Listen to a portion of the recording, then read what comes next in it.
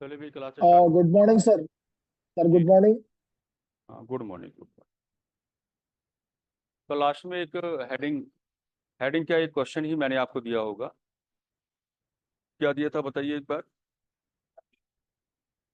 मनुष्य का व्यवहार नैतिक क्यों होना चाहिए।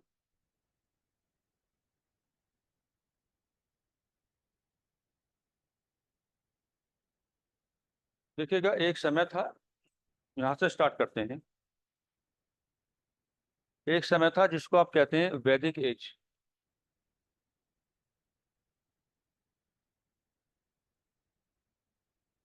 जिसको आप क्या कहते हैं, वैदिक एज,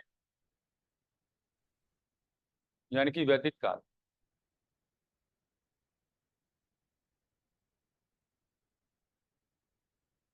ठीक है। वैदिक एज में जो आपकी शिक्षा है, इस शिक्षा का जो चरित्र रहा, वो क्या था आपका, पूर्णतः धार्मिक। पूर्णतः धार्मिक। ठीक है। ऐसा नहीं है कि नीति शास्त्र ही आज आपको नैतिक बनाने की कोशिश कर रहा है ना। हमारे पास पुरानी व्यवस्थाएं भी हैं जो पहले से ही आपके व्यक्तित्व में नैतिक मूल्यों को पैदा करना चाहती थी। तो वैदिक एज में जो शिक्षा है, शिक्षा का जो करेक्टर आपको मिला, वो क्या था आपका, पूर्णतः क्या है आपका, धार्मिक। पूर्णतः धार्मिक। पूर्णतः धार्मिक का मतलब क्या है कि इसमें वेदों का अध्ययन था। इसमें वेदों का अध्ययन था। बनाते रहिए साथ साथ भाई। इसमें वेदों का अध्ययन था। और ये जो शिक्षा थी आपकी, ये गुरुकुल पद्धति पर आधारित थी। गुरुकुल पद्धति पर आधारित। गुरुकुल पद्धति पर आधारित। गुरुकुल पद्धति पर आधारित। और इस शिक्षा का जो उद्देश्य है, इस शिक्षा का जो आपका उद्देश्य है, वो था मानव के व्यक्तित्व में, मानव के व्यक्तित्व में नैतिक मूल्यों का उद्भव। मानव के व्यक्तित्व में नैतिक मूल्यों का उद्भव। मानव के व्यक्तित्व में नैतिक मूल्यों का उद्भव। मानव के व्यक्तित्व में नैतिक मूल्यों का उद्भव। यानी कि हमारी जो प्राचीन शिक्षा पद्धति है, प्राचीन शिक्षा पद्धति बिल्कुल यही आपको गाइड करके चल रही है कि उसका अगर आप करेक्टर देखने की बात करेंगे, करेक्टर धार्मिक होने का मतलब यह है कि इसमें वेदों की शिक्षा पर ज्यादा ध्यान दिया जाता था। वेदों का अध्ययन आपको कराया जाता था। और यह शिक्षा गुरुकुल पद्धति पर आधारित थी। कैसे काम करती थी अभी हम आपको बताने वाले हैं।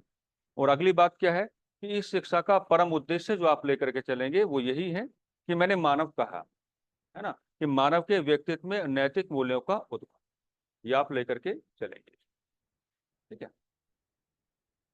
सेकंड बात यहीं पे बोर्ड पे दिखा देते हैं ताकि बाद में पैराग्राफ बनाना क्या हो जाए, आसान हो जाए। ठीक है।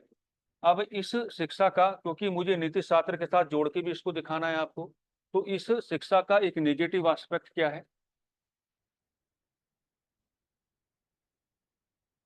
इस शिक्षा का नेगेटिव एस्पेक्ट क्या रहेगा साथी। तो नेगेटिव एस्पेक्ट ये रहेगा कि ये जो शिक्षा है, ये शूद्र वर्ण के लिए कार्य नहीं करेगी। वर्ण व्यवस्था में 4 प्रकार के वर्ण आपने पढ़े होंगे ना, ब्राह्मण, क्षत्रिय, वैश्य, शूद्र। तो एक तो ये शिक्षा जो है, ये शूद्र वर्ण के लिए कार्य नहीं कर रही थी, यानी कि क्या था, भेदभाव था। दूसरी बात क्या है कि इस शिक्षा के माध्यम से महिला वर्ग, महिला वर्ग को भी आप जोड़ के नहीं चलेंगे। महिला वर्ग को भी क्या आप जोड़ करके नहीं चलेंगे। ऐसा मैंने क्यों कहा, ऐसा मैंने इस नाते कहा क्योंकि जब आप गुरुकुल में प्रवेश की बात करते हैं, जब आप गुरुकुल में प्रवेश की बात करेंगे, तो गुरुकुल में प्रवेश करते समय आपने प्राचीन भारतीय इतिहास में पढ़ा होगा, एक संस्कार होता था जिसको हम क्या कहते हैं, उपनयन संस्कार। उपनयन संस्कार। तो देखो साथियों, क्या है कि ये जो उपनयन संस्कार है, ये वेदों की शिक्षा का अधिकार प्रदान करता था। ये वेदों की शिक्षा का अधिकार प्रदान करता था। वेदों की शिक्षा का अधिकार प्रदान करता था। वेदों की शिक्षा का अधिकार प्रदान करता था। वेदों की शिक्षा का अधिकार प्रदान करता था। और उपनयन संस्कार में हम बड़े प्यार के साथ कह सकते हैं कि उपनयन संस्कार करने का अधिकार ना तो शूद्र वर्ण को दिया गया, और उपनयन संस्कार करने का अधिकार ना ही किसको दिया गया, महिला वर्ग को। तो ये इसका क्या हो जाएगा, आपका निगेटिव एस्पेक्ट हो जाएगा। यानी कि जो हमारा वैदिक एज है, वैदिक एज में जो आपका ग्राउंड ऑफ एडुकेशन है, वो सभी के लिए इक्वली काम नहीं कर रहा था। क्या कहा मैंने, वो सभी के लिए इक्वली काम नहीं कर रहा था। ठीक है। वर्ण व्यवस्था में ब्राह्मण, क्षत्रिय और वैश्य, इनको उपनयन संस्कार का अधिकार था, तो अर्थात ये ही वेदों की शिक्षा ग्रहण करने का अधिकार भी रखते थे। और उपनयन संस्कार आपका वेदों की शिक्षा का अधिकार आपको प्रदान कराता था, एक बात। और दूसरी बात यह है कि उपनयन संस्कार कराने का जो अधिकार है, वो ना तो महिलाओं को था और ना किसको था, शूद्र वर्ण को था। राइट।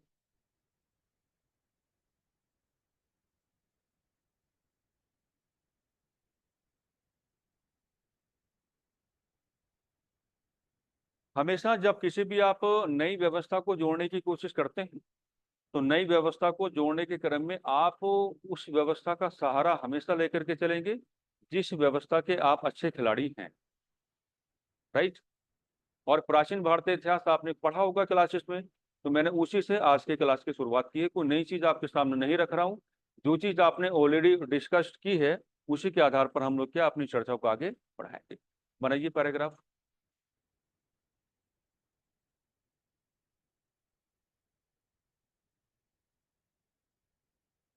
भारत की प्राचीन शिक्षा पद्धति, भारत की प्राचीन शिक्षा पद्धति, भारत की प्राचीन शिक्षा पद्धति, भारत की प्राचीन शिक्षा पद्धति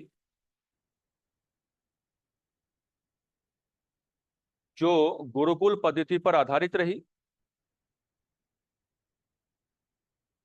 भारत की प्राचीन शिक्षा पद्धति जो गुरुकुल पद्धति पर आधारित रही,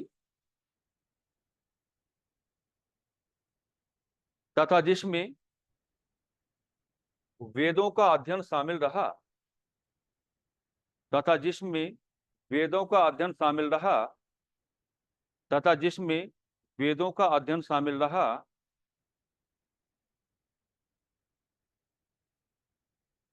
उसका चरित्र पूर्णतः धार्मिक रहा, उसका चरित्र पूर्णतः धार्मिक रहा, उसका चरित्र पूर्णतः धार्मिक रहा।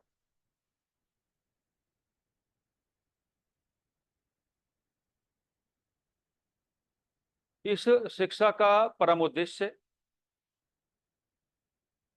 इस शिक्षा का परम उद्देश्य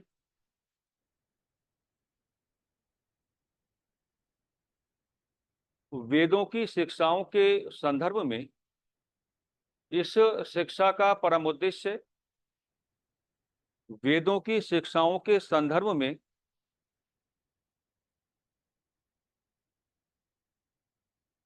जागरूकता लाना भी रहा। इस शिक्षा का परम उद्देश्य वेदों की शिक्षाओं के संदर्भ में जागरूकता लाना भी रहा। साथ ही साथ लोगों के व्यक्तित्व में, साथ ही साथ लोगों के व्यक्तित्व में नैतिक मूल्यों का उद्भव करना भी रहा। साथ ही साथ लोगों के व्यक्तित्व में नैतिक मूल्यों का उद्भव करना भी रहा।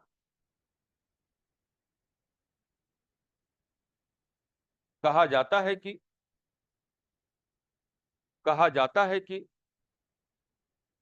कहा जाता है कि धार्मिक शिक्षा, कहा जाता है कि धार्मिक शिक्षा मनुष्य के व्यक्तित्व में। कहा जाता है कि धार्मिक शिक्षा मनुष्य के व्यक्तित्व में,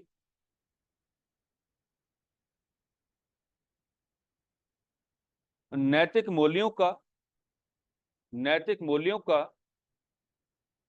उद्भव नैतिक मूल्यों का उद्भव कराए जाने में पूर्णतः सक्षम होती है। नैतिक मूल्यों का उद्भव कराए जाने में पूर्णतः सक्षम होती है। नैतिक मूल्यों का उद्भव कराए जाने में पूर्णतः सक्षम होती है। Next paragraph. भारत की इस प्राचीन शिक्षा पद्धति में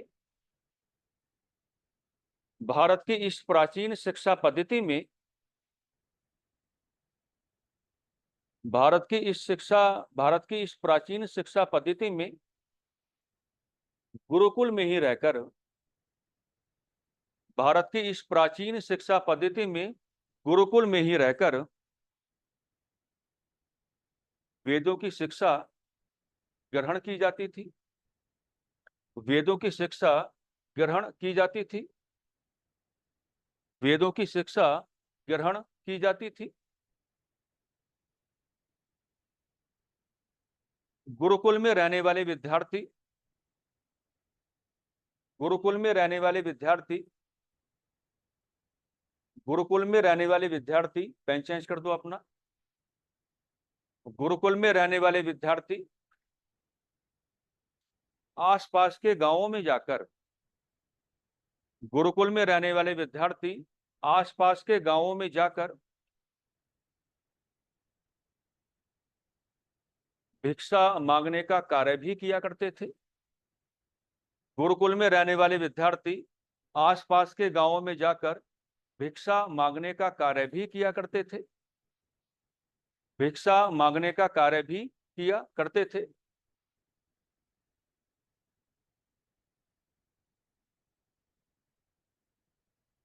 भिक्षा प्राप्त करने के पश्चात भिक्षा प्राप्त करने के पश्चात जो कुछ भी प्राप्त सॉरी भिक्षा प्राप्त करने के पश्चात, हाँ लिखना तो वैसे ही पड़ेगा। भिक्षा प्राप्त करने के पश्चात जो कुछ भी प्राप्त होता था भिक्षा प्राप्त करने के पश्चात जो कुछ भी प्राप्त होता था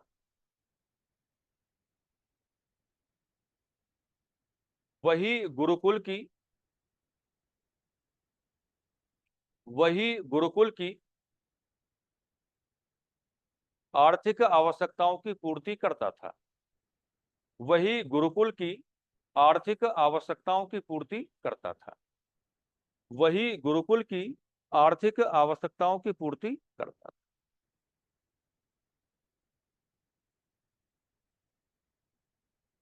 साथ ही साथ भिक्षा मांगने संबंधी व्यवहार भी साथ ही साथ भिक्षा मांगने संबंधी व्यवहार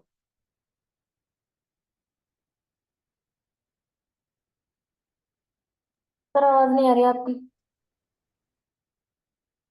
आवाज नहीं आ रही है सर।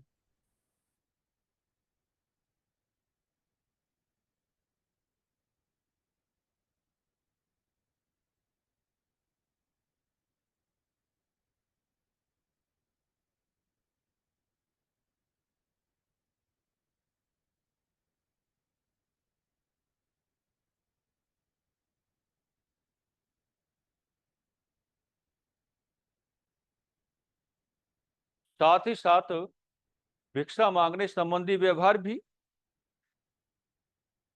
साथ ही साथ भिक्षा मांगने संबंधी व्यवहार भी विद्यार्थियों के व्यक्तित्व में विद्यार्थियों के व्यक्तित्व में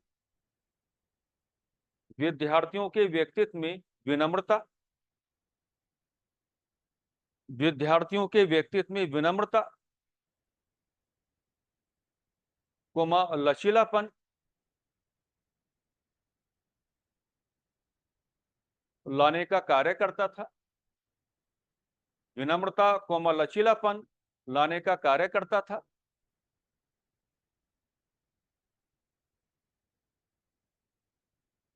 यही विनम्रता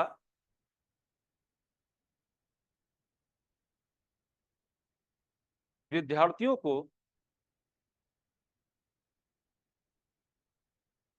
यही विनम्रता विद्यार्थियों को नैतिक मूल्यों के रास्ते पर यही विनम्रता विद्यार्थियों को नैतिक मूल्यों के रास्ते पर आगे बढ़ाने का कार्य करती थी, आगे बढ़ाने का कार्य करती थी।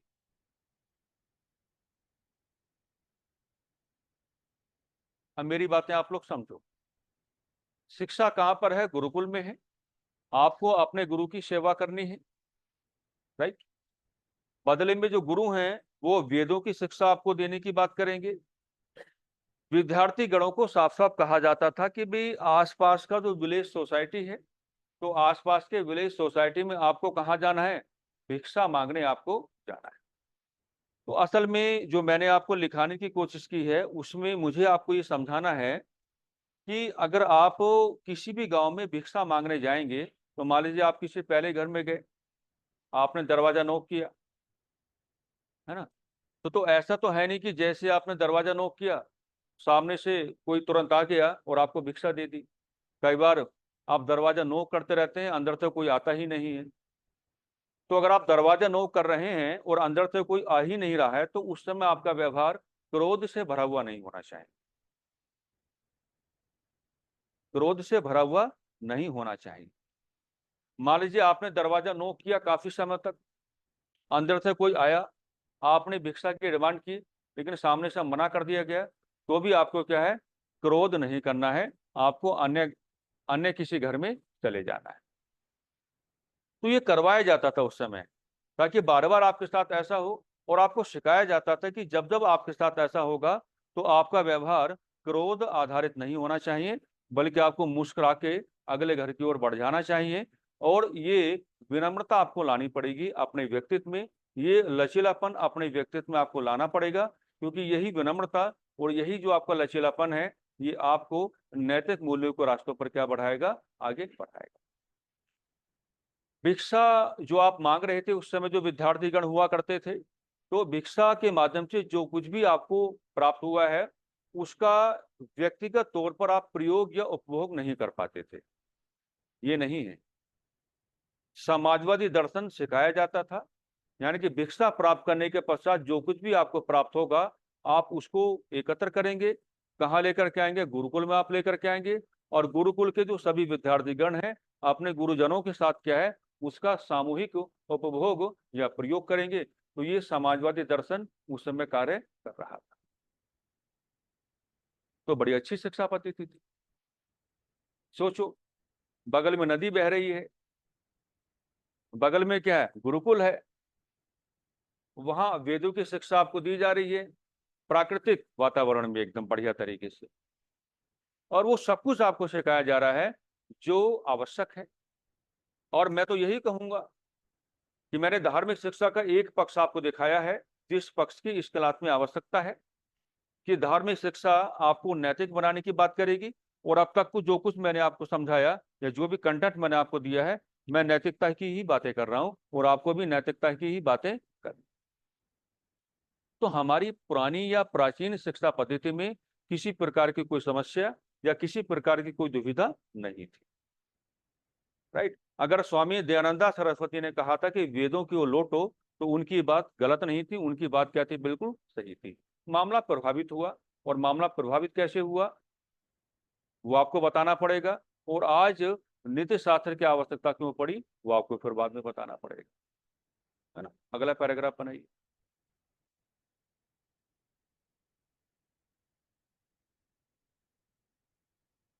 भारत की इस प्राचीन शिक्षा पद्धति पर सबसे बड़ा आघात भारत की इस प्राचीन शिक्षा पद्धति पर सबसे बड़ा आघात भारत की इस प्राचीन शिक्षा पद्धति पर सबसे बड़ा आघात पश्चिम की सभ्यता ने किया। भारत की इस प्राचीन शिक्षा पद्धति पर सबसे बड़ा आघात पश्चिम की सभ्यता ने किया।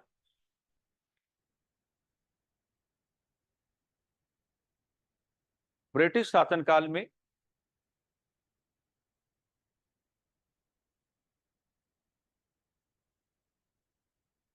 हम भारतीय ब्रिटिश शासनकाल में हम भारतीय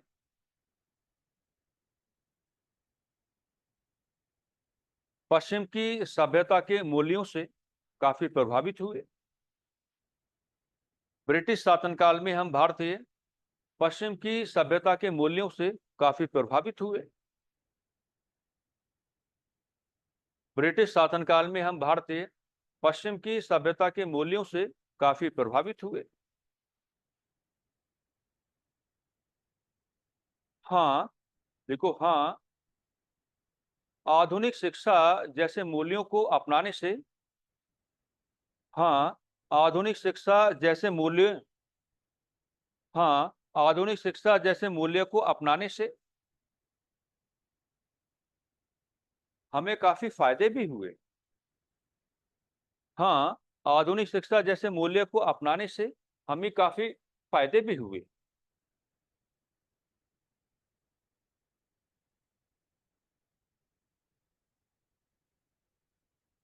लेकिन हम अपनी प्राचीन शिक्षा पद्धति को भूल बैठे। लेकिन हम अपनी प्राचीन शिक्षा पद्धति को भूल बैठे। लेकिन हम अपनी प्राचीन शिक्षा पद्धति को भूल बैठे।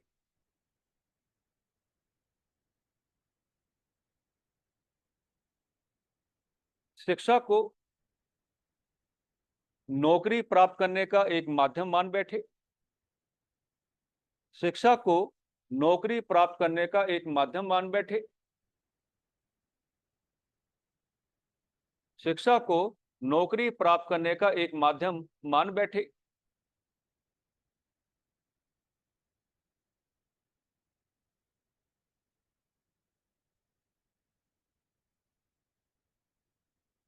हमने हमने इन बातों की ओर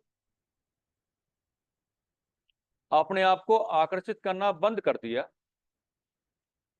हमने इन बातों की ओर अपने आप को आकर्षित करना बंद कर दिया। हमने इन बातों की ओर अपने आप को आकर्षित करना बंद कर दिया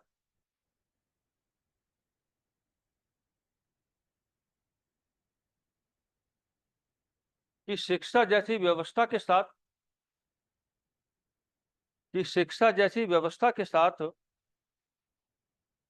अपना जुड़ाव करके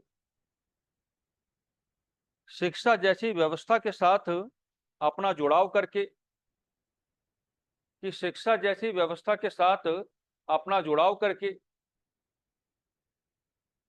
कि शिक्षा जैसी व्यवस्था के साथ अपना जुड़ाव करके हम अपने व्यक्तित्व को हम अपने व्यक्तित्व को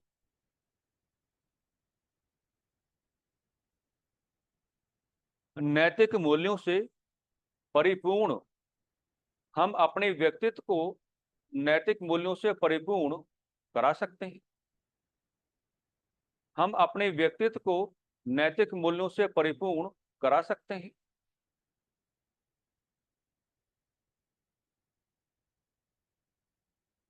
वर्तमान समय में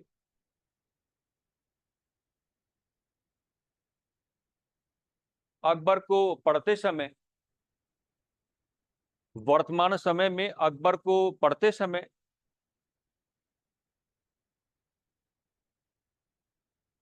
यह विचार मन में लाना पूर्णतः गलत है। वर्तमान समय में अकबर को पढ़ते समय यह विचार मन में लाना पूर्णतः गलत है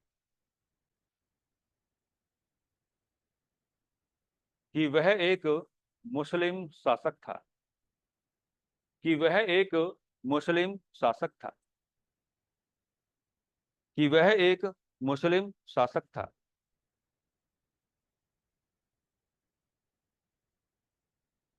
आवश्यकता तो इस बात की है आवश्यकता तो इस बात की है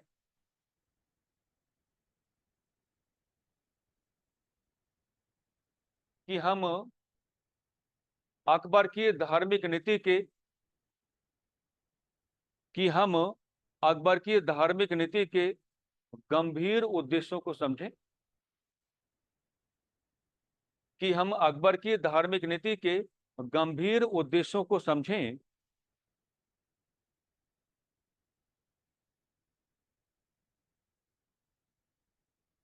सभी धर्मों के साथ एक समान व्यवहार करें, सभी धर्मों के साथ एक समान व्यवहार करें, सभी धर्मों के साथ एक समान व्यवहार करें,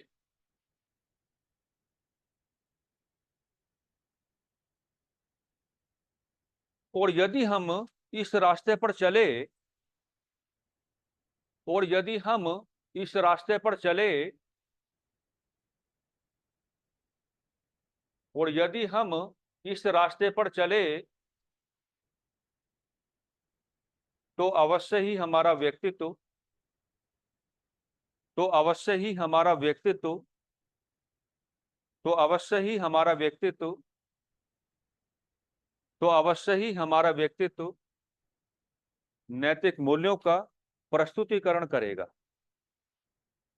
तो अवश्य ही हमारा व्यक्तित्व नैतिक मूल्यों का प्रस्तुतिकरण करेगा। तो अवश्य ही हमारा व्यक्तित्व नैतिक मूल्यों का प्रस्तुतिकरण करेगा।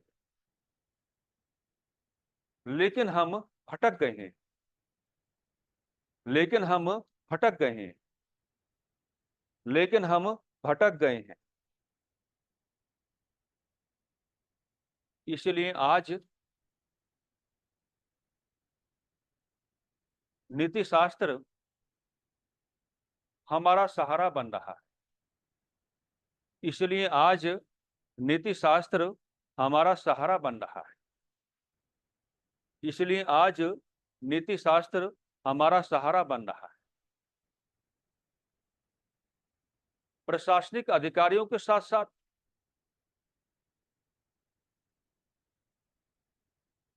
प्रशासनिक अधिकारियों के साथ साथ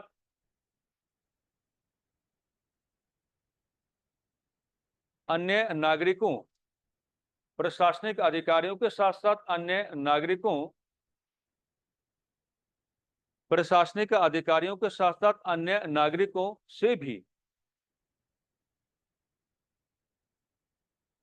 नीति शास्त्र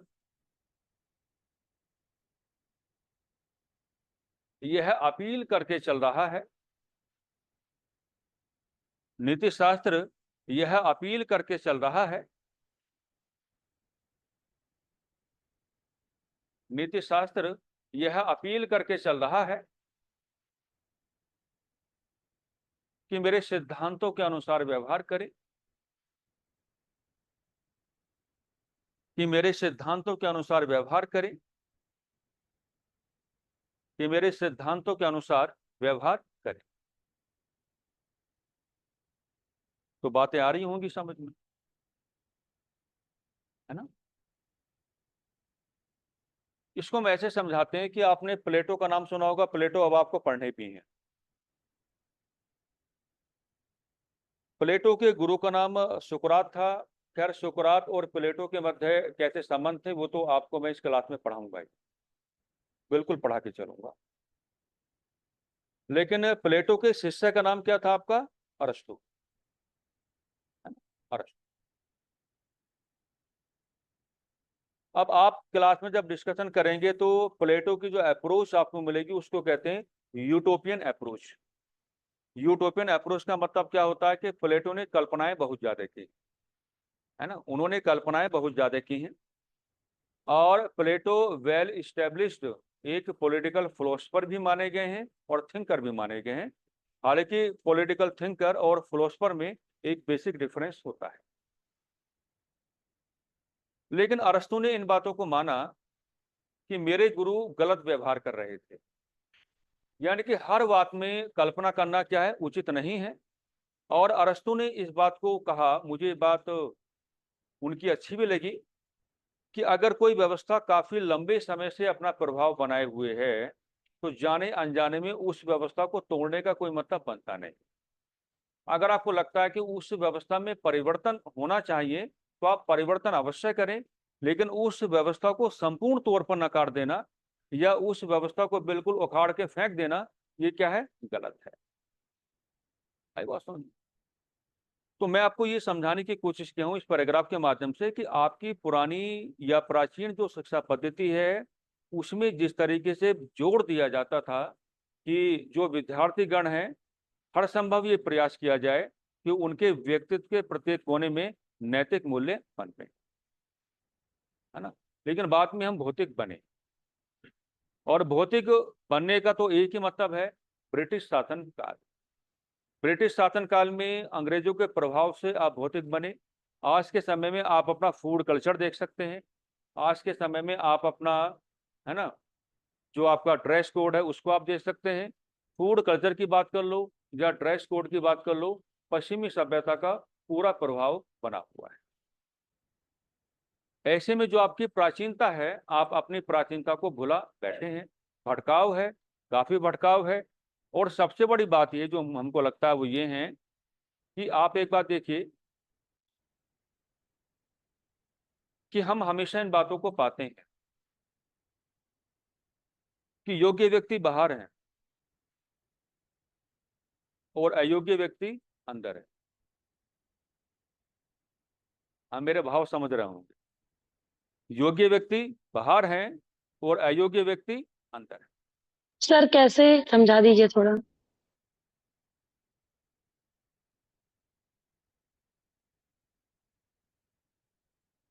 उत्तराखंड के पहले मुख्यमंत्री कौन थे बताओ? नित्यानंद स्वामी। आपके कमीशन ने आंसर क्या लगाया? एनडी तिवारी। यही तो है। बच्चा बच्चा जान रहा है कि उत्तराखंड के पहले मुख्यमंत्री कौन है? नित्यानंद स्वामी हैं। लेकिन कमीशन आंसर क्या लगाता है? एनडी तिवारी। बात को समझना। लास्ट ईयर आपका लोअर पीसीएस का एग्जामिनेशन हुआ था, तो 13 से 14 क्वेश्चन के सवाल क्या थे? आपके सवालों के आंसर क्या लगाए गए थे? रॉन्ग। कम से कम ये तो सोच लो। आपको पेपर नहीं बनाना आता हो तो मुझको बुला लो, मैं चला जाऊंगा, कोई दिक्कत नहीं। मुझे 2 रुपये मत देना, बढ़िया पेपर बनाऊंगा। मेहनत करने वाला प्रत्येक विद्यार्थी पहली बार में पास हो जाए। सरकार से इतनी बड़ी बड़ी तनख्वाह आप लेते हो और आपको इतना समय नहीं है कि सवाल की लैंग्वेज क्या होनी चाहिए और सवाल का आंसर क्या होना चाहिए। एक एक सवाल के चक्कर में पूरी परीक्षा कोर्ट में चली जाती है। लंबे समय के अंतराल के बाद आप नोटिफिकेशन जारी करते हैं, उसके बाद आपको इतना अंदाजा नहीं है कि आप सवाल दे क्या रहे हैं और सवाल का आंसर लगा क्या रहे हैं। इसलिए मैं कहता हूं जिनको बाहर होना चाहिए वो अंदर है और जिनको अंदर होना चाहिए वो बाहर। इसलिए मैंने पैराग्राफ में जानबूझ के आपको ये लिख करके सिखाया कि हम ये मान के चलते हैं कि एडुकेशन का एक बड़ा पर्पस क्या है?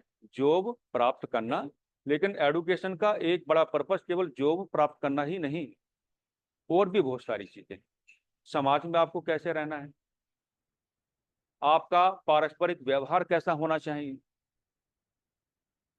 यही अगर हम अरस्तु के सिद्धांत को लागू कर दें तो अरस्तु के सिद्धांत यही कहता है कि अगर कोई व्यक्ति इतना कैपेबल है कि वो समाज को कुछ दे पाए या राज्य को कुछ दे पाए, तो ऐसे व्यक्ति को ही आप नागरिक मान के चलेंगे। और अगर ऐसे व्यक्ति को आप नागरिक मान के चलेंगे तो ऐसे लोगों को ही राज्य के अधीन सेवा करने का अधिकार भी मिलना चाहिए। कितनी बड़ी बात। हम देखते हैं कई बार ये पूछा जाता है कि भारत में मंगोलों का पहला आक्रमण कब हुआ? अरे पगला गए हो, इसका यूज करो। और कहते हैं कि 1221 में हुआ। अरे भाई मजाक हो गई।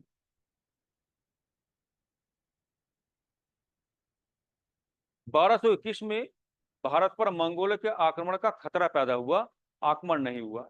लेकिन ये सवाल लगातार पूछा गया। तो आप सोचने वाली बात यह है कि जिस विषय का आप अध्ययन कर रहे हैं, ये विषय आपको यही तो बता रहा है कि अगर आपको किसी ने कोई कर्तव्य दे दिया, हम मेंस की कॉपियां चेक करते हैं संस्थानों में जा जाकर। आज भी मुझे पूरा बंडल उठा के लेके आना है। आप कभी भी मेरी मेंस की कॉपी देखेंगे, मैं एक एक लाइन को अंडरलाइन करके चलता हूँ, एक एक लाइन को, एक एक शब्द को। पैसा मिलता है, लेकिन ये नहीं कि आपने ऐसे ऐसे निशान मार दिया बात खत्म हो गई। एक एक लाइन को अंडरलाइन करके हम चलते हैं, और उसके बाद पूरा एक पेपर लास्ट में अटैच करके देते हैं। हर बिंदु को समझाते हैं कि आपने यहाँ ये गलती की, यहाँ पैराग्राफ आपने ऐसे गलत चेंज किया, यहाँ आपको ये लिखना चाहिए था, यहाँ आपको ये लिखना चाहिए था। यही नीति शास्त्र की मांग है। आप अपने कर्तव्य का पूरा निर्वहन करें, उस बात में मैं बोल रहा हूं, है ना। तो भटकाव की स्थिति में या पश्चिमी सभ्यता के प्रभाव आने की स्थिति में आज नीति शास्त्र आकर के आपके सामने खड़ा हो गया है। मैंने कल ही आपको बता दिया था कि नीति शास्त्र का बड़ा संबंध आप किसके साथ जोड़ के चलेंगे, प्रशासनिक अधिकारियों के साथ। लेकिन ऐसा नहीं है, प्रशासनिक अधिकारियों के साथ साथ अगर नीति शास्त्र जैसी विषय वस्तु का जुड़ाव सामान्य नागरिकों के साथ हो जाए तो आनंद ही आनंद। ये है दुविधा। आपने देखा होगा, मैंने कई बार पहले भी ये चर्चाएं की होंगी। कई बार आप किसी भी अगर सरकारी कार्यालय में अगर आप जाते हैं तो लोग अपना फोन चलाते रहते हैं, पता ही नहीं है कि कौन आ रहा है, किसके पास समय का कितना अभाव है, किसकी कैसे परेशानी है। अपने फोन में ही लगे हुए हैं, बातचीत कर रहे हैं, पता ही नहीं है कुछ। मैंने एक दिन आपको बोला था, मैं अपनी बाइक पे कभी फ्यूल डलवाता हूँ ना, सेकंड में डलवाता हूँ, विद इन सेकेंड। मेरे दिमाग में रहता है कि मेरे पीछे भी कोई है, हो सकता है कि उसको कहीं जल्दी में जाना हो। तो मैंने कल ही आपको बोला था ना, ये चीजें खुद से आती हैं। आप किसी को परेशान करना चाहते हैं या नहीं करना चाहते हैं, तो ये आपको खुद से डिसाइड करना है। हालांकि ये तो एक माध्यम बन गया आज की डेट में, नीति शास्त्र। और इस माध्यम को जब आप एक बार आप समझ लेंगे तो वही तो इसकी है। अगर आप किसी भी सरकारी पद पर कार्यरत हैं, अगर आप कहीं भी प्रशासनिक अधिकारी के तौर पर कार्य कर रहे हैं, तो प्लेटो साहब ने सही कहा था कि अगर आप राज्य के अंतर्गत सेवाएं दे रहे हैं तो आपका व्यक्तिगत हित कभी भी आप पर प्रभावी नहीं होना चाहिए। व्यक्तिगत हित नहीं, है ना। जिस समाज के लिए आप लगे हुए हैं, उस समाज के सामूहिक कल्याण में ही आपका व्यक्तिगत हित छिपा हुआ है। लेकिन बात वही है, जैसे ही सरकारी नौकरी प्राप्त होती है, हम अपने आप को भगवान मान बैठते हैं, बाकी लोगों के साथ इतना नकारात्मक व्यवहार करते हैं मानो कि वो मनुष्य है ही नहीं। या कई बार तो बाकी लोगों के साथ ऐसा व्यवहार करना प्रारंभ कर देते हैं जैसे वो धरती पर बोझ हो। ये नहीं करना है, और यही कुछ आपको यहाँ पे सिखाया जा रहा है, और ये सच्चाई है। अभी आप लोग अपने तैयारी के प्रारंभिक दौर में हैं। हमने अपनी तैयारी के दौरान ऐसे ऐसे करेक्टर्स को देखा है ना, कि उनके लेखन शैली में कोई रेटमैन लगा नहीं सकता, लेकिन वो कभी सेलेक्ट हो ही नहीं पाए। रह गए। सर कुछ पूछ सकते हैं? जी। सर ये पूछना चाह रहे हैं कि जैसे प्रशासनिक अधिकारी जो भी बनता है, तो नीति शास्त्र उसको कोचिंग के माध्यम से या मतलब सब्जेक्ट हमारा है उसमें तो पढ़ता ही है। लेकिन सर जब उसका सिलेक्शन हो जाता है, मैंने खुद देखा है और बिल्कुल अनुभव भी किया कि सर वो जानवर से भी बदतर व्यवहार करते हैं। और बिल्कुल। हम सामने जाने पर सर मतलब ये बताना चाहेंगे कि मतलब लगता है उस समय कि कीड़ा मकोड़ा से बदतर हम लोग हैं। तो सर ऐसा क्यों होता है कि वो सेलेक्ट हो जाते हैं, उसके बाद वो मतलब ऐसा व्यवहार क्यों करते हैं? वो कहाँ की भड़ास है, कहाँ के खुन्नस निकालते हैं, वो नीति साथ अपने आचरण में क्यों नहीं ला पाते सर?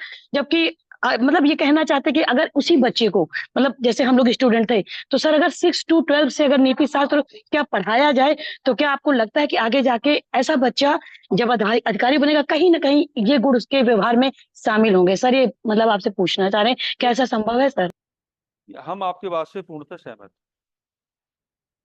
बहुत समय पहले करण बेदी का नाम आपने सुना होगा, उनका इंटरव्यू एक आया था। उन्होंने कहा था कि जब मनुष्य के शरीर पर यूनिफॉर्म आती है ना, वो मतलब वो ये कहना चाह रहे थे कि गलती यूनिफॉर्म पहनने वाले की नहीं है, गलती यूनिफॉर्म की है। जैसे ही शरीर पर यूनिफॉर्म आती है तो यूनिफॉर्म अपना असर दिखाना प्रारंभ कर देती है, और उसी असर में क्या है, आपका व्यवहार बदल जाता है। हम मानते हैं,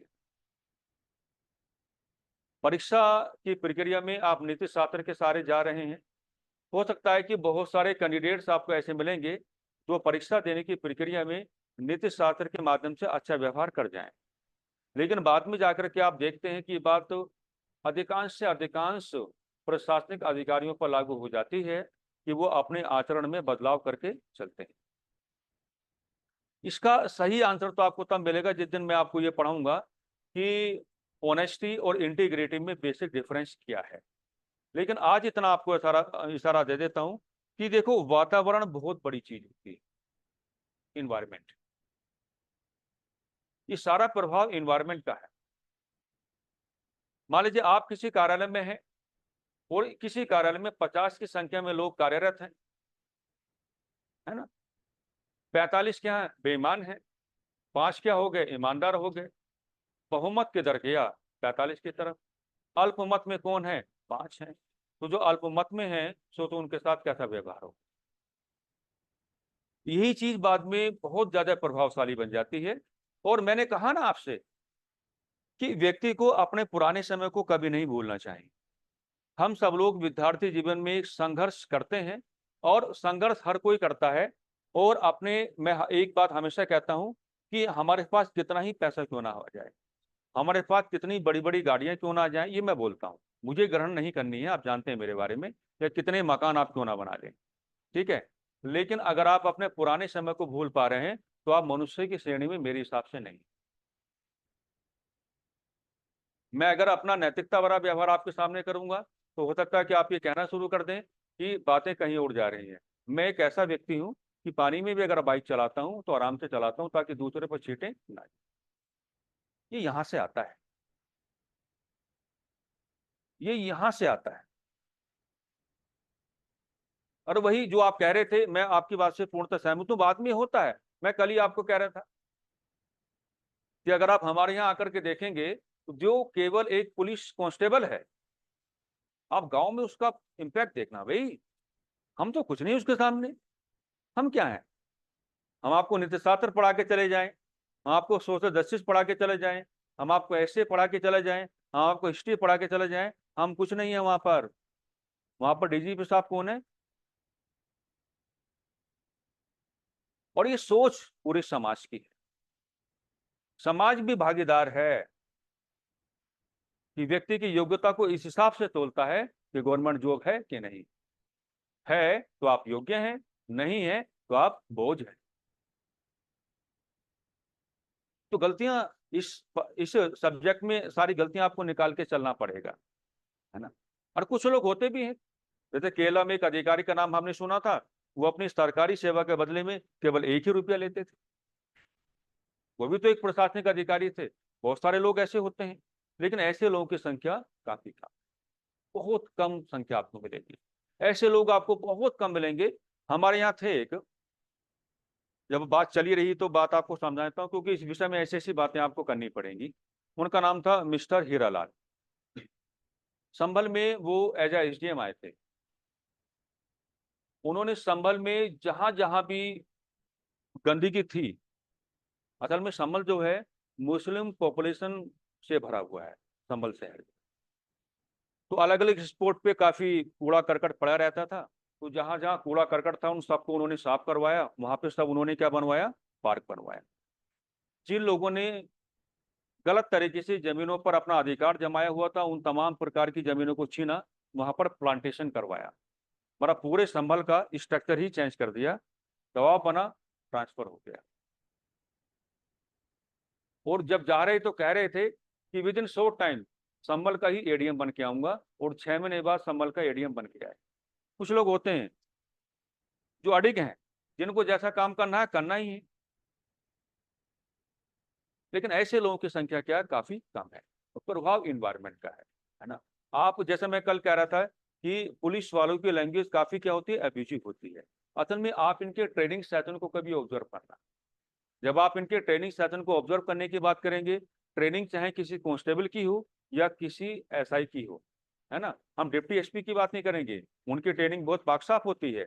लेकिन अगर आप कांस्टेबल की बात करोगे या अगर आप एसआई की बात करोगे तो ट्रेनिंग में ही ये कुछ इस तरह की अभिव्यक्ति करना प्रारंभ कर देते हैं जो इनके जहन में बैठ जाता है, और फिर ये हर आदमी से उसी हिसाब से बात करते रहते हैं। ऐसा नहीं करना चाहिए। आप एक उत्तराखंड की बात बता रहे हैं, 2017 की बात है। हम कहीं पढ़ा रहे थे, कोचिंग के नीचे काफी बाइक्स लगी हुई थी, तो पुलिस एडमिनिस्ट्रेशन वहां पर आया, और वो थे इंस्पेक्टर। उन्होंने बड़े प्यार से बात की, मुझे बड़ा अच्छा लगा। बहुत प्यार से सभी लोगों को बुला करके समझाया। मैंने कहा हमारे उत्तर प्रदेश में तो ऐसा होता ही नहीं। इंस्पेक्टर आ जाए तो समझो जैसा पता नहीं कौन आ गया भाई। तो एक वो भी अधिकारी थे, इतनी प्यार से बात कर रहे थे, सभी लोगों को समझा रहे थे। तो कुछ लोग अच्छे भी होते हैं, लेकिन अधिकार संख्या किसकी है? तो ये बाद में हो ही जाता है जी, है ना।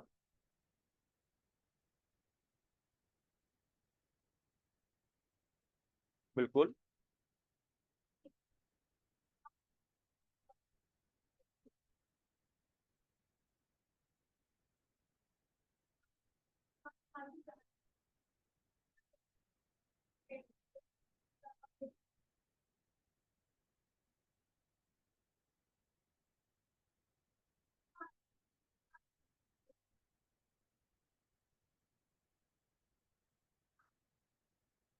नहीं, बनना तो आपको दोनों पड़ेगा। आप पहले सैद्धांतिक बनेंगे, और सैद्धांतिक बनने के बाद जब आप उनको व्यवहारिक रूप देने की बात करेंगे तो आप क्या कराएंगे? यथार्थवादी कराएंगे।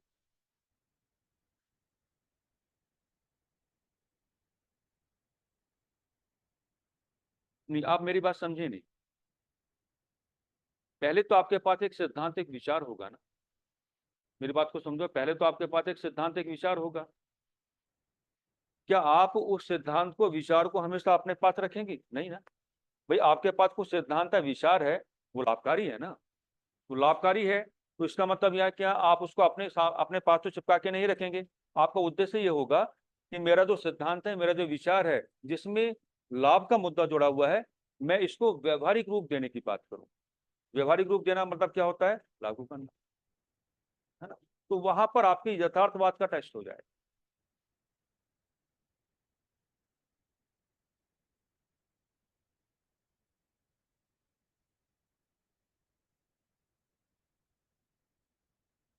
वो भी ठीक है, वो भी ठीक है। जैसे अरस्तु साहब ने खुद कहा कि प्लेटो के आदर्शवादी राज्य की कल्पना बेकार है।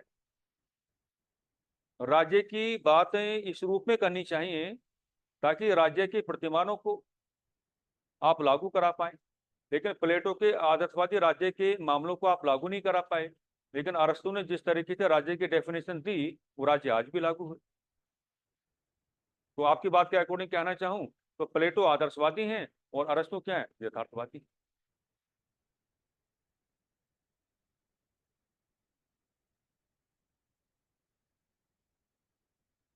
सभी को आज रोकने की कोशिश मत करो।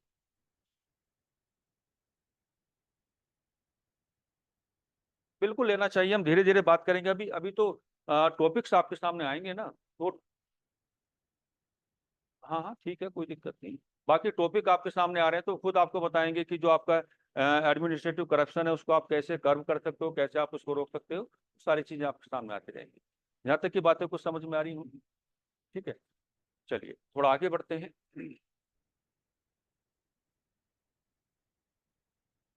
अब देखिए, वहां पे आप देख रहे थे कि जो आपका वैदिक शिक्षा है, तो वैदिक शिक्षा में जो मैंने उपनयन संस्कार आपको जोड़ के दिखाया, तो उपनयन संस्कार में क्या है? वेदों की शिक्षा का अधिकार आपको मिलता है, लेकिन उपनयन संस्कार शूद्र वर्ण को अनुमति नहीं प्रदान कर रहा है, और जो आपका महिला वर्ग है उसको भी क्या है? अनुमति प्रदान नहीं कर रहा है। ठीक है ना बात। अब इसकी बात करते हैं, देखिएगा।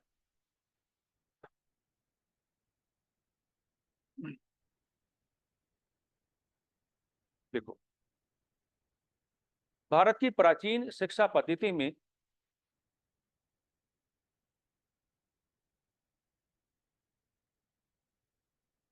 भारत की प्राचीन शिक्षा पद्धति में एक भेदभाव मूलक व्यवहार किया गया। भारत की प्राचीन शिक्षा पद्धति में एक भेदभाव मूलक व्यवहार किया गया। भारत की प्राचीन शिक्षा पद्धति में एक भेदभाव मूलक व्यवहार किया गया। मूलक, मूलक। भारत की प्राचीन शिक्षा पद्धति में एक भेदभाव मूलक व्यवहार किया गया। शूद्र समाज के लोगों को, शूद्र समाज के लोगों को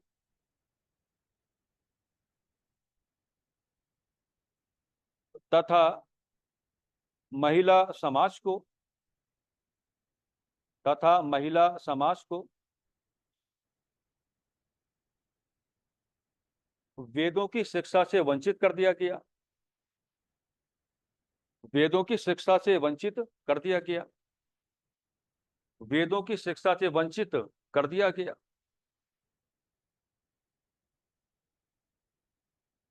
किसी विशेष वर्ग को वेदों की शिक्षा से वंचित कर देना,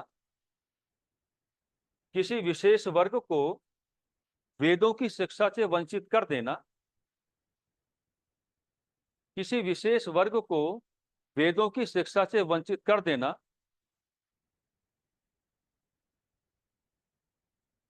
एक अलग बात है, एक अलग बात है। किसी विशेष वर्ग को वेदों की शिक्षा से वंचित कर देना एक अलग बात है,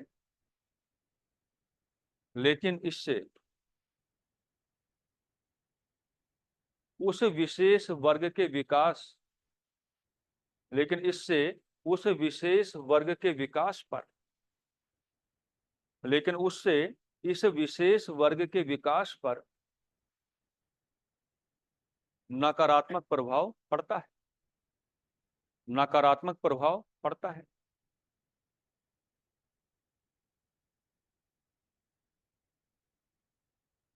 वर्तमान युग में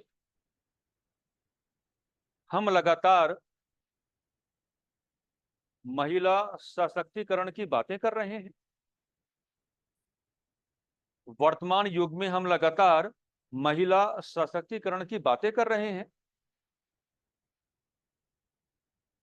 वर्तमान युग में लगातार हम महिला सशक्तिकरण की बातें कर रहे हैं। आखिर क्यों? आखिर क्यों?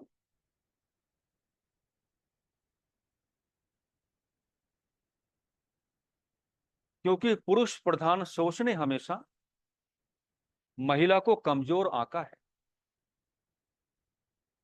आखिर क्यों? क्योंकि पुरुष प्रधान सोच ने, क्योंकि पुरुष प्रधान सोच ने हमेशा महिला को कम आंका है, हमेशा महिला को कम आंका है।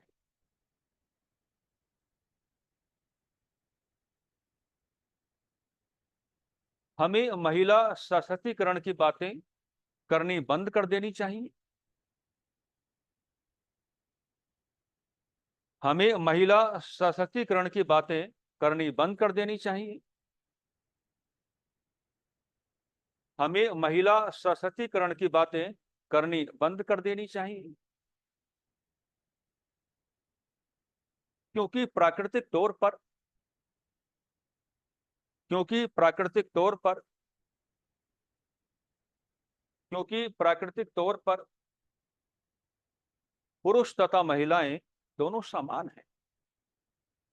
क्योंकि प्राकृतिक तौर पर पुरुष तथा महिलाएं दोनों समान हैं।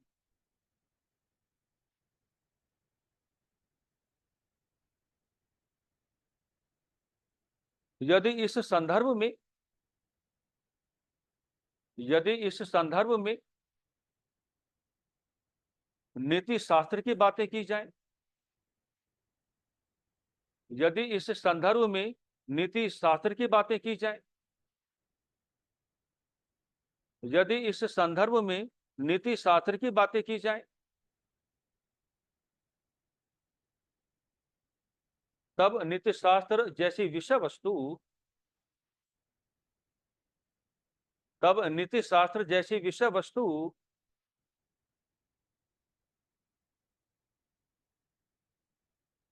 नैतिक मूल्यों का उद्भव, नैतिक मूल्यों का उद्भव, नैतिक मूल्यों का उद्भव कराए जाने के संदर्भ में, नैतिक मूल्यों का उद्भव कराए जाने के संदर्भ में पुरुष तथा महिला, पुरुष तथा महिला दोनों के मध्य कोई भेदभाव नहीं करता, कोई भेदभाव नहीं करता।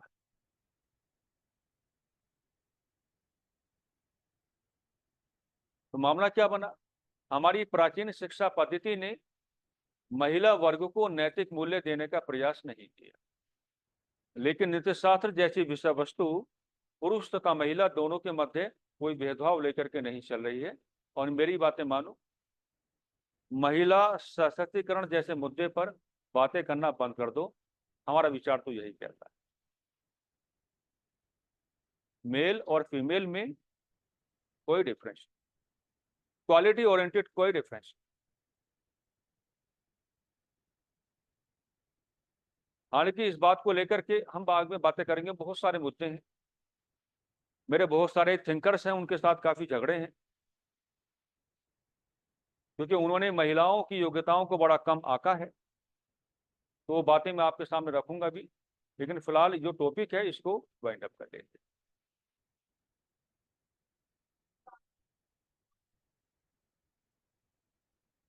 घर में शिक्षा, अब घर में शिक्षा कहते हैं, एनसीईआरटी तो अवेलेबल है नहीं कि आप किसी से कहेंगे कि हमें एनसीईआरटी ला के दे देना, हम घर में बैठ के पढ़ लेंगे तो घर में शिक्षा हो जाएगी।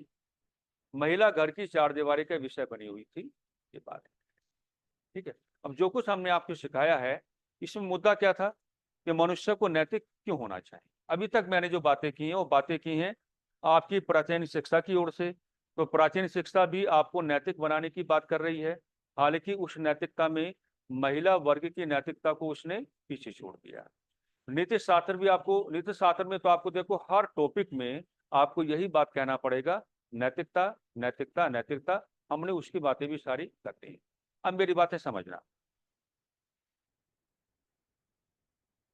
है ना। जैसे कहते हैं ना कि मान लीजिए आप रास्ते से जा रहे हैं, है ना, कई बार लोगों के साथ ऐसी घटनाएं होती रहती हैं। आप रास्ते से निकल के जा रहे हैं, है ना, आपने देखा कि 500 का जो नोट है वो रास्ते पर पड़ा हुआ है, 500 रुपये पड़े हुए। तो आप क्या करेंगे?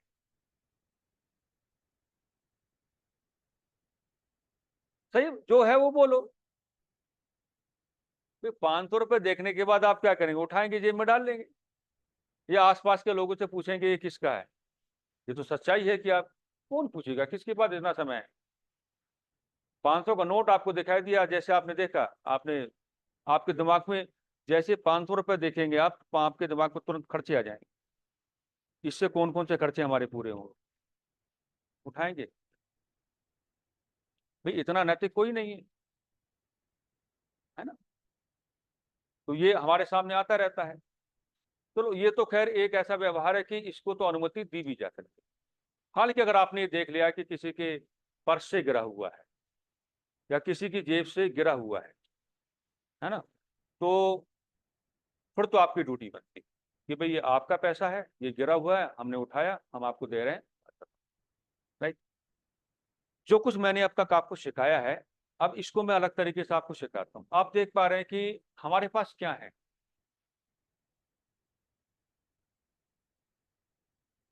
किताबी अध्ययन बिल्कुल नहीं करेंगे, हम बिल्कुल स्वतंत्र होकर के अध्ययन करेंगे। आपके पास क्या है? फंडामेंटल राइट्स, मौलिक अधिकार है। मौलिक अधिकार आपने सबने पढ़ रखे होंगे, है ना। मुझे आपको मौलिक अधिकार नहीं पढ़ाने, मौलिक अधिकार आपने सबने पढ़ रखे। अब मैंने माना कि मौलिक अधिकार जो हैं ए के पास भी हैं, और मौलिक अधिकार किसके पास है? मान लीजिए बी के पास भी है। ठीक, मौलिक अधिकार ए के पास भी है, मौलिक अधिकार बी के पास भी है। हम मौलिक अधिकारों का कैटेगराइजेशन करके नहीं चलते हैं, हम दोनों को क्या मान लेते हैं? सिटीजन्स ऑफ इंडिया मान लेते हैं, भारत के नागरिक मान लेते हैं। हम दोनों को क्या मान लेते हैं? सिटीजन्स ऑफ इंडिया मान लेते हैं, भारत के नागरिक मान लेते हैं। राइट। तो ऐसा कहते हैं कि ए और बी जो भारत के नागरिक हैं, भारतीय संविधान ने विदाउट एनी डिस्क्रिमिनेशन, किसी भेदभाव के, दोनों को क्या दे दी है? मौलिक अधिकार दे दिए।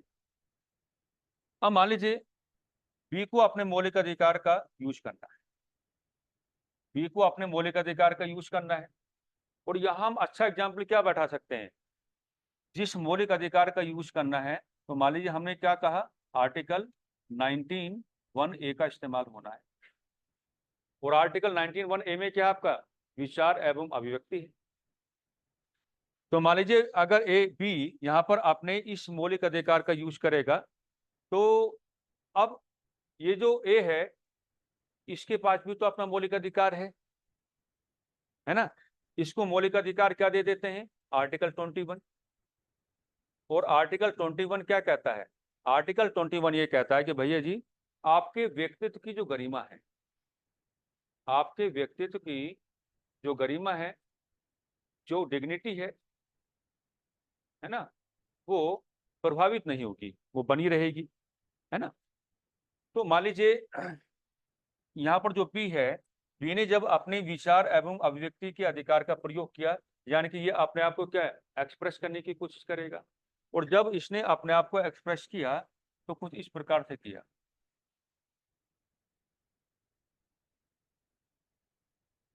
अभी नहीं आया होगा समझ, अभी नहीं आया होगा समझ। यानी कि जब इसने अपने विचार एवं अभिव्यक्ति के अधिकार का प्रयोग किया, तो आर्टिकल 21 जो ए को हमने दिया, वो इतना प्रभावित हो गया।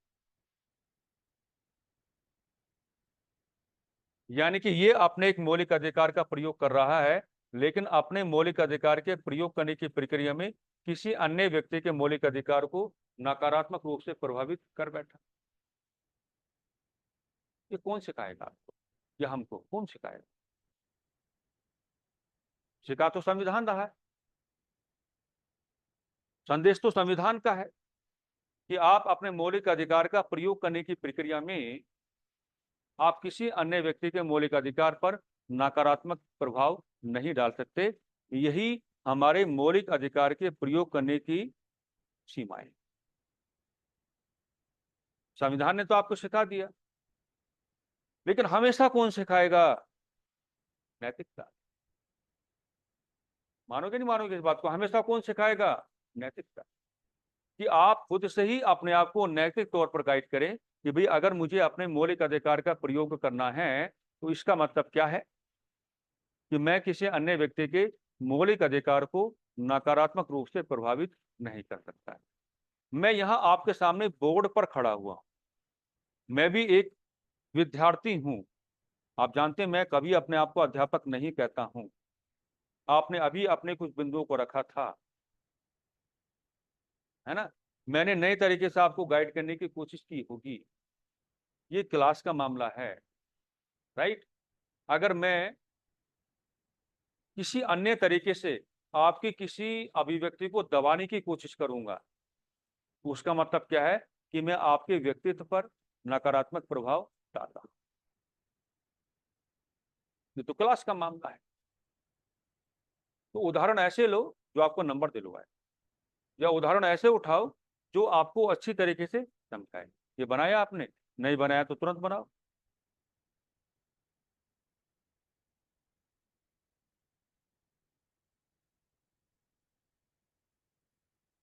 कंडीशन जो बोर्ड पे मैं बनाऊंगा उनको नोट डाउन करके चलना है अभी यार,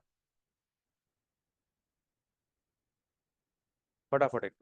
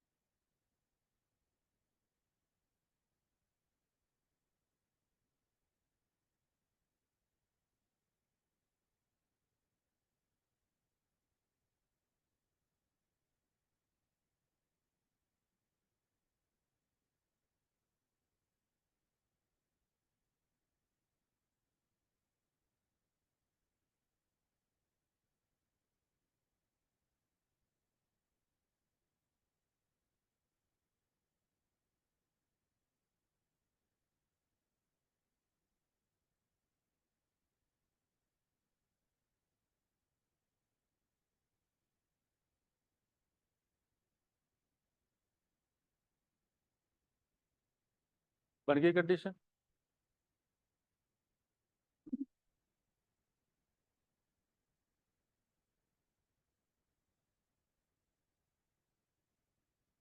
लिखिएगा, इसके लैंग्वेज बनाते हैं। ऑनलाइन हो गया सभी का, कंडीशन बना लिया आप लोगों ने? Yes sir. चलिए लिखते हैं फिर। लिखिएगा। जैसा कि हम जानते हैं कि जैसा कि हम जानते हैं कि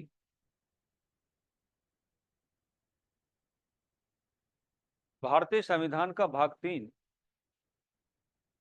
जैसा कि हम जानते हैं कि भारतीय संविधान का भाग 3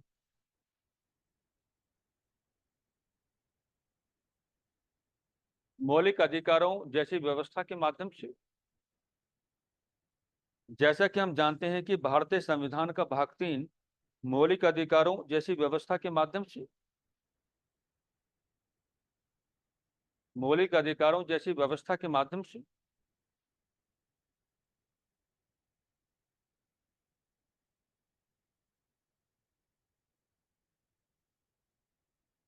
हमारे व्यक्तित्व हमारे व्यक्तित्व को विकास के पथ पर आगे बढ़ाने का कार्य कर रहा है। हमारे व्यक्तित्व को विकास के पथ पर आगे बढ़ाने का कार्य कर रहा है।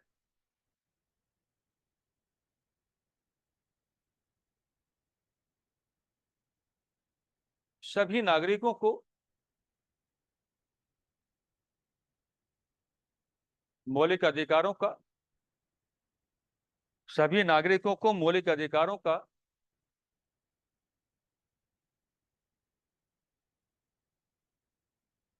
लाभ उठाने का पूरा अधिकार है। सभी नागरिकों को मौलिक अधिकारों का सभी नागरिकों को मौलिक अधिकारों का लाभ उठाने का पूरा अधिकार है। लाभ उठाने का पूरा अधिकार है। लाभ उठाने का पूरा अधिकार है। वस्तुतः हमारे संविधान की संवैधानिक अपेक्षा वस्तुतः हमारे संविधान की संवैधानिक अपेक्षा वस्तुतः हमारे संविधान की संवैधानिक अपेक्षा यह कहती है कि वस्तुतः हमारे संविधान की संवैधानिक अपेक्षा यह कहती है कि एक नागरिक अपने अधिकारों का प्रयोग करते एक नागरिक अपने अधिकारों का एक नागरिक अपने अधिकारों का प्रयोग करते हुए एक नागरिक अपने अधिकारों का प्रयोग करते हुए किसी अन्य नागरिक के किसी अन्य नागरिक के किसी अन्य नागरिक के मौलिक अधिकारों पर किसी अन्य नागरिक के मौलिक अधिकारों पर नकारात्मक प्रभाव ना डाले। नकारात्मक प्रभाव ना।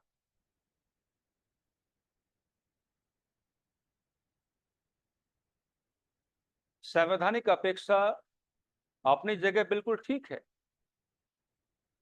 संवैधानिक अपेक्षा अपनी जगह बिल्कुल ठीक है। संवैधानिक अपेक्षा अपनी जगह बिल्कुल ठीक है। संवैधानिक अपेक्षा अपनी जगह बिल्कुल ठीक है।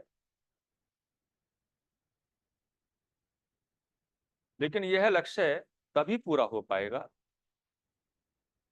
लेकिन यह लक्ष्य तभी पूरा हो पाएगा जब हमारी नैतिकता लेकिन यह लक्ष्य तभी पूरा हो पाएगा जब हमारी नैतिकता लेकिन यह लक्ष्य तभी पूरा हो पाएगा जब हमारी नैतिकता हमारा मार्गदर्शन जब हमारी नैतिकता हमारा मार्गदर्शन।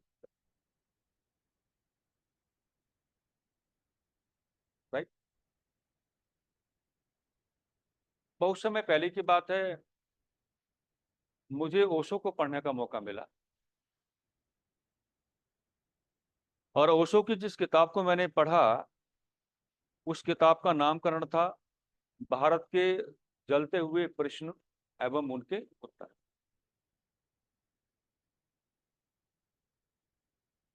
ओशो को जब आप पढ़ेंगे तो आपको ये लगेगा कि ऐसे व्यक्ति को यूपीएससी मेंस के पेपर सेट करने चाहिए। भाषा बहुत कमाल की है, बहुत अच्छा लिखते हैं और अच्छी बातें भी करते हैं।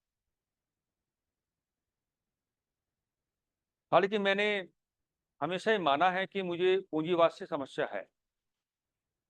आप बुरा मान सकते हैं, अच्छा भी मान सकते हैं, जो जैसा है वैसा मैं बोल रहा हूं।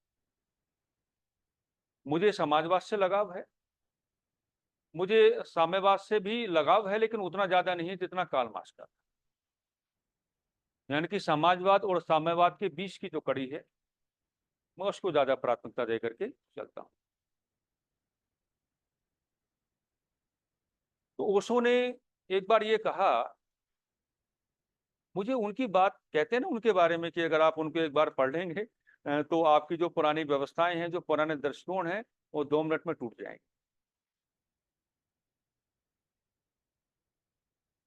तो ओशो ने कहा कि समाजवाद की बातें करना अच्छी बात है, साम्यवाद की बातें करना अच्छी बात है, लेकिन समाजवाद और साम्यवाद तो तभी आएगा जब पूंजीवाद सफल होगा।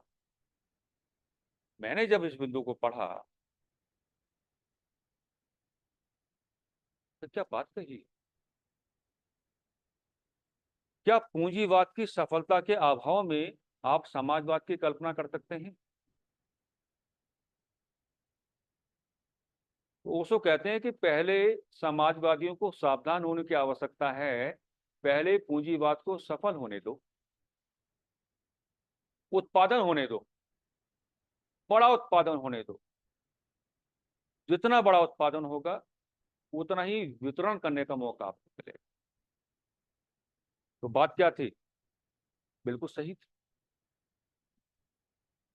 सही बात समझ में। तो ये सारी चीजें आपको यहाँ पर इसमें एक तरीके से जो बिंदु मैं धीरे धीरे उठा रहा हूँ ना, आज और कल की क्लास का उद्देश्य ये है कि मुझे आपको नैतिकता ही सिखानी थी। अब आप खुद सीखते रहेंगे। कल की क्लास से आपका प्रवेश कहाँ हो जाएगा? राजनीतिक विचारकों की दुनिया। और राजनीतिक विचारकों की दुनिया में प्रवेश कभी सीधा नहीं किया जाता, पहले नैतिकता का डिस्कशन करना पड़ता है, जो हम फिलहाल अभी कर ही रहे हैं। तो ऐसे लोगों को भी थोड़ा पढ़ने की कोशिश करो, है ना। स्वामी विवेकानंदा को पढ़ो एक बार, आपको बड़ा अच्छा लगेगा, है ना। क्योंकि नीति शास्त्र में उनके विचारों को आपको जोड़ के चलना है, और ये आपकी आवश्यकता नहीं बल्कि आपकी अनिवार्यता है।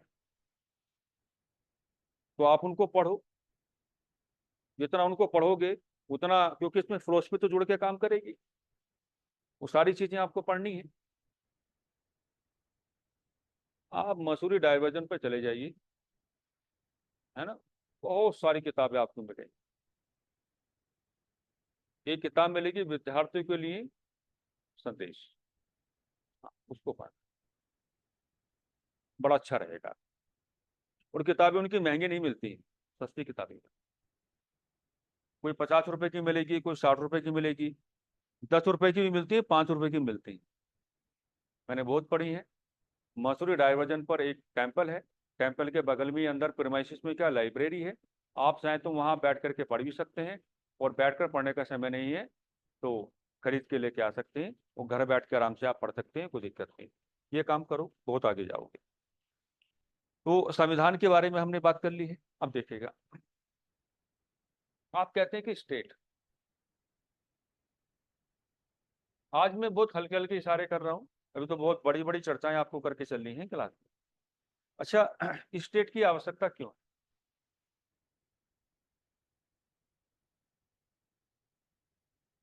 राज्य की आवश्यकता क्यों?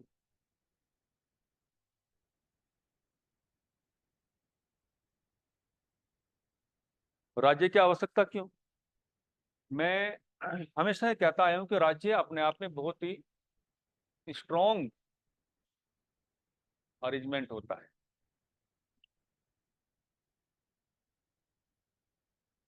राज्य अपने आप में क्या होता है, बहुत ही स्ट्रॉन्ग अरेंजमेंट होता है।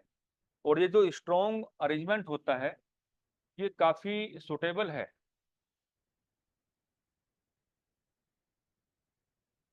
मानव के विकास के संदर्भ,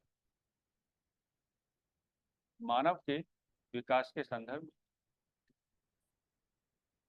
मानव के विकास के संदर्भ। जैसे एक परिवार के अभाव में आप अपने विकास की कल्पना नहीं कर पाएंगे, वैसे ही मानवीय समाज को जब आप कैलकुलेट करने की बात करते हैं तो मानवीय समाज का डेवलपमेंट अगर आप कराना चाहते हैं तो स्टेट क्या हो जाता है, एक आपकी नेसेसिटी है, अनिवार्यता है। और ये बहुत ही स्ट्रॉन्ग अरेंजमेंट माना जाता है मानव के विकास के संदर्भ में। असल में मामला क्या है, मामला ये है कि मानव का जो विकास है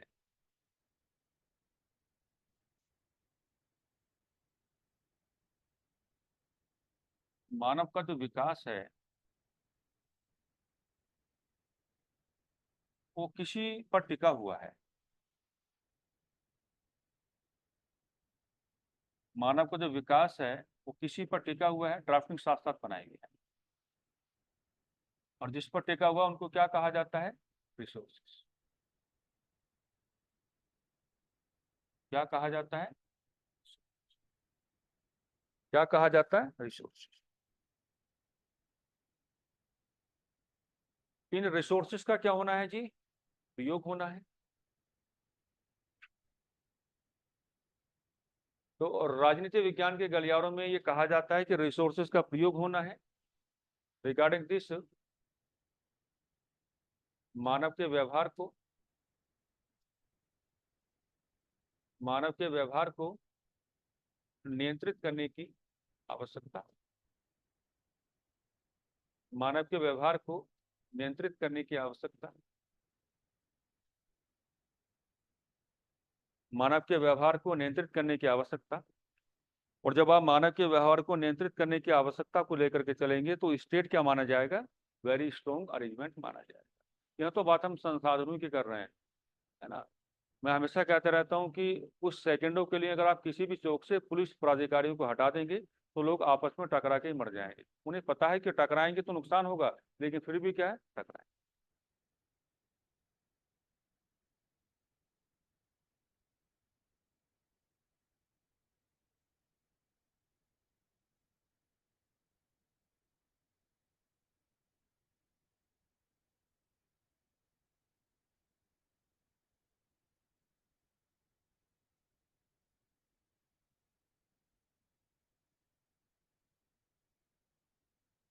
अभी यूपी में एक आदेश जारी हुआ है, सब लोग सुनना, कि जो अध्यापक गण हैं, आई थिंक ये आदेश तो वैसे संभल में जारी हुआ है मेरे डिस्ट्रिक्ट में, कि जो अध्यापक गण हैं, अध्यापक गण जीन्स टी शर्ट पहन के नहीं पढ़ाएं, है ना, सुना होगा आपने। आप लोग इससे सहमत हैं?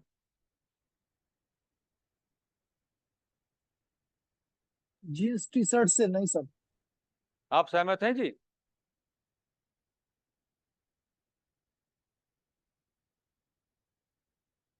सर सहमत तो हैं, लेकिन सर फिर अधिकारी भी ना पहने, क्योंकि अगर आप नियम ला रहे हैं तो पहले आप वेशभूषा में भारतीय आइए। आप हमें भारतीय बना रहे हैं, खुद अंग्रेज बन रहे हैं, ये गलत बात है सर। हाँ, ये बात तो ठीक है आपकी, लेकिन मैं वही कहूंगा कि अधिकारी में अध्यापक में अंतर होता है। अधिकारी थोड़ा अलग हो गया है, अध्यापक अलग हो गया।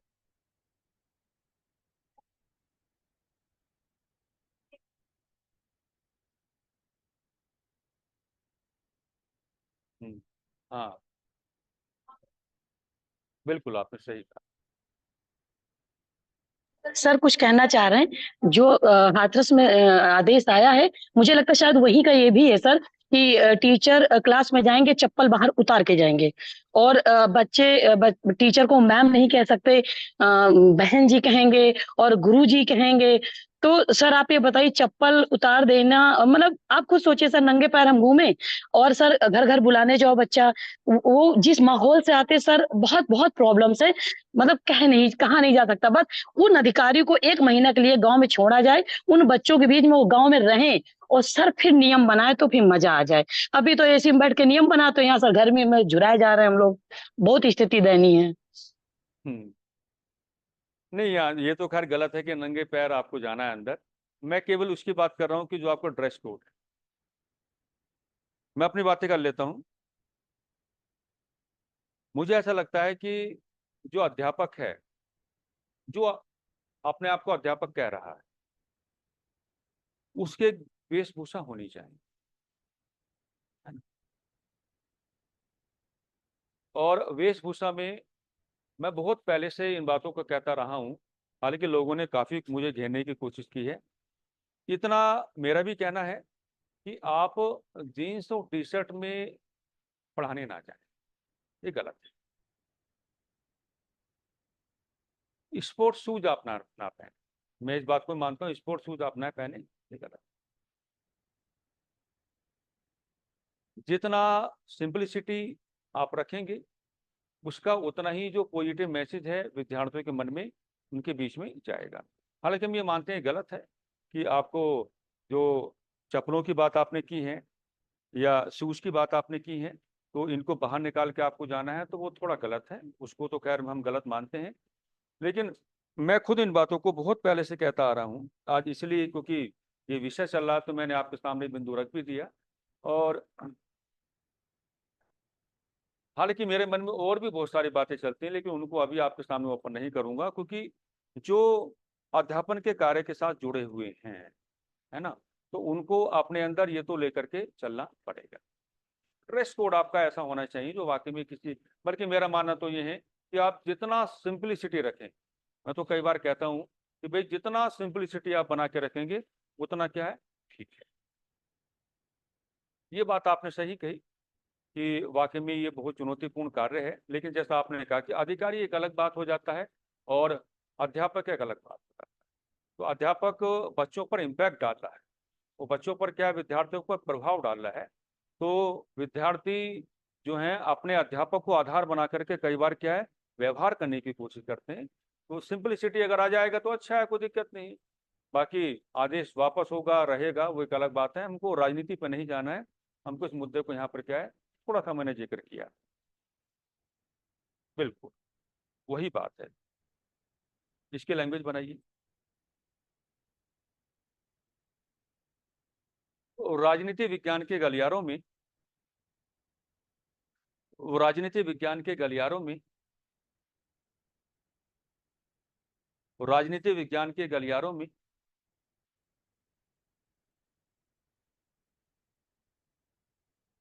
हमेशा से यह चर्चा होती रही, हमेशा से यह चर्चा होती रही कि आखिर राज्य जैसी व्यवस्था की, कि आखिर राज्य जैसी व्यवस्था की हमें आवश्यकता ही क्यों है, कि आखिर राज्य जैसी व्यवस्था की हमें आवश्यकता ही क्यों है। कहते हैं ना, कहते हैं ना,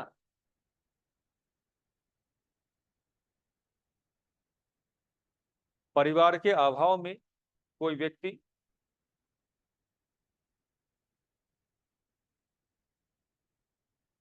अपने विकास की बातें नहीं कर पाता है। कहते हैं ना, परिवार के अभाव में कोई व्यक्ति अपने विकास की बातें नहीं कर पाता है। कहते हैं ना, परिवार के अभाव में कोई व्यक्ति अपने विकास की बातें नहीं कर पाता है। कहते हैं ना, परिवार के अभाव में कोई व्यक्ति अपने विकास की बातें नहीं कर पाता है। उसी प्रकार से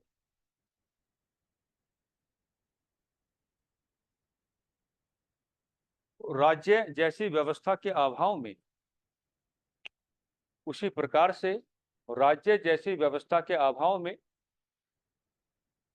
उसी प्रकार से राज्य जैसी व्यवस्था के अभाव में मानवीय समुदाय मानवीय समुदाय मानवीय समुदाय के लोगों की मानवीय समुदाय के लोगों की मानवीय समुदाय के लोगों की विकास की बातें करना भी गलत होगा। मानवीय समुदाय के लोगों की विकास की बातें करना भी गलत होगा।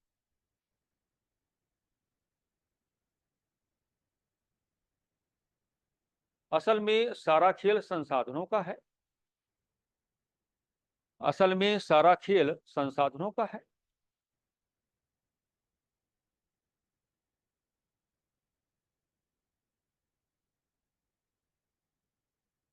जिन पर मानवीय समाज का विकास निर्भर होता है। असल में सारा खेल संसाधनों का है। असल में सारा खेल संसाधनों का है जिन पर मानवीय समाज का विकास निर्भर होता है। जिन पर मानवीय समाज का विकास निर्भर होता है। जिन पर मानवीय समाज का विकास निर्भर होता है।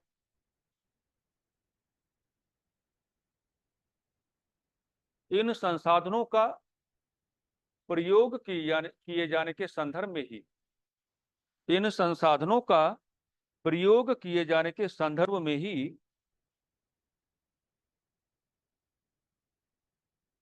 इन संसाधनों का प्रयोग किए जाने के संदर्भ में ही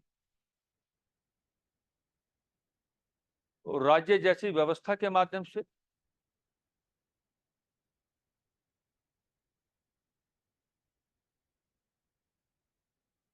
राज्य जैसी व्यवस्था के माध्यम से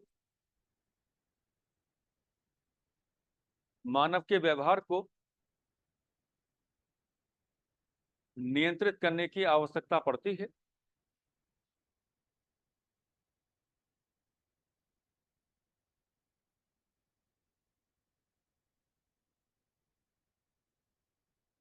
ताकि संसाधनों का सर्वोत्तम प्रयोग हो पाए।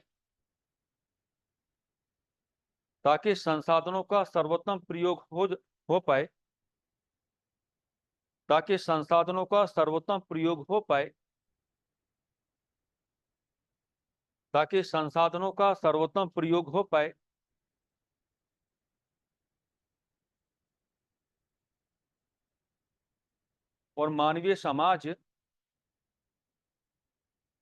और मानवीय समाज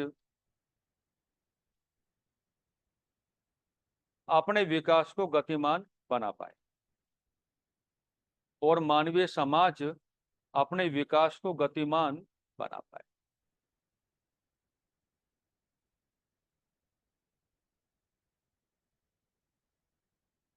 इस संदर्भ में राज्य तो अपना कार्य करता ही रहेगा। इस संदर्भ में राज्य तो अपना कार्य करता ही रहेगा। इस संदर्भ में राज्य तो अपना कार्य करता ही रहेगा। इस संदर्भ में राज्य तो अपना कार्य करता ही रहेगा। लेकिन मनुष्य को नैतिक व्यवहार भी करना होगा। लेकिन मनुष्य को नैतिक व्यवहार भी करना होगा। लेकिन मनुष्य को नैतिक व्यवहार भी करना होगा। ताकि संसाधनों का प्रयोग किए जाने के संदर्भ में ताकि संसाधनों का प्रयोग किए जाने के संदर्भ में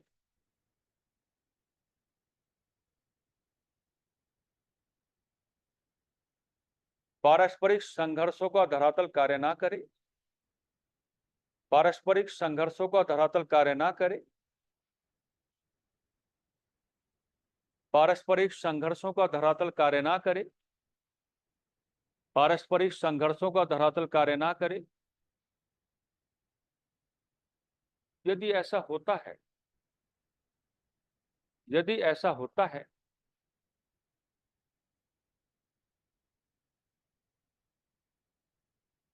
तो राज्य के कार्य का बोझ थोड़ा कम हो जाएगा।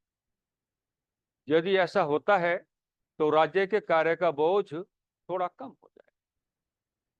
तो राज्य के कार्य का बोझ थोड़ा कम हो जाएगा।